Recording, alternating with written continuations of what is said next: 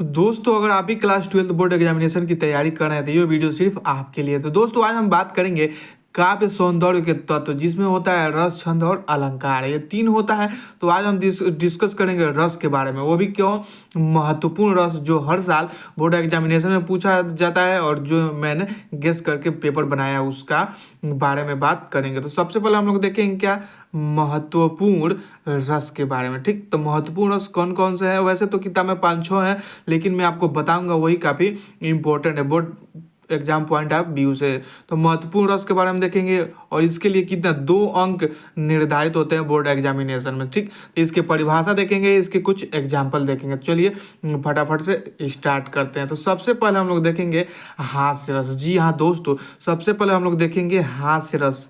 हास्य रस, ठीक, हास्य रस का अस्थायी भाव क्या होता है? हास्य रस का अस्थायी भाव क्या होता है? हास्य रस का अस्थायी भाव होता है हास। तो आइए इसकी परिभाषा के बारे में देखते हैं।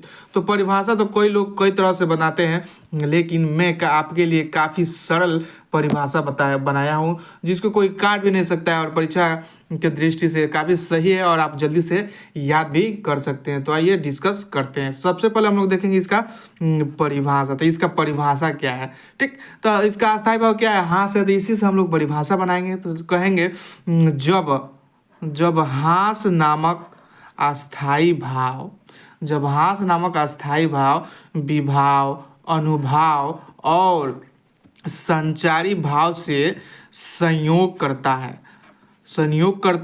तो हास रस की उत्पत्ति होती है। ठीक, एक बार और देखेंगे। कह रहा है जब हास नामक अस्थायी भाव, जब हास नामक अस्थायी भाव विभाव, अनुभाव और संचारी भाव से संयोग करता है तो हास रस की उत्पत्ति होती है। तो आइए इसके कुछ एग्जाम्पल के माध्यम से देखते हैं। तो उदाहरण कह रहा है हाथी जैसी देह, गेंडे जैसी चाल। ठीक, एग्जाम्पल क्या कह रहा है? हाथी जैसी देह, गेंडे जैसी चाल।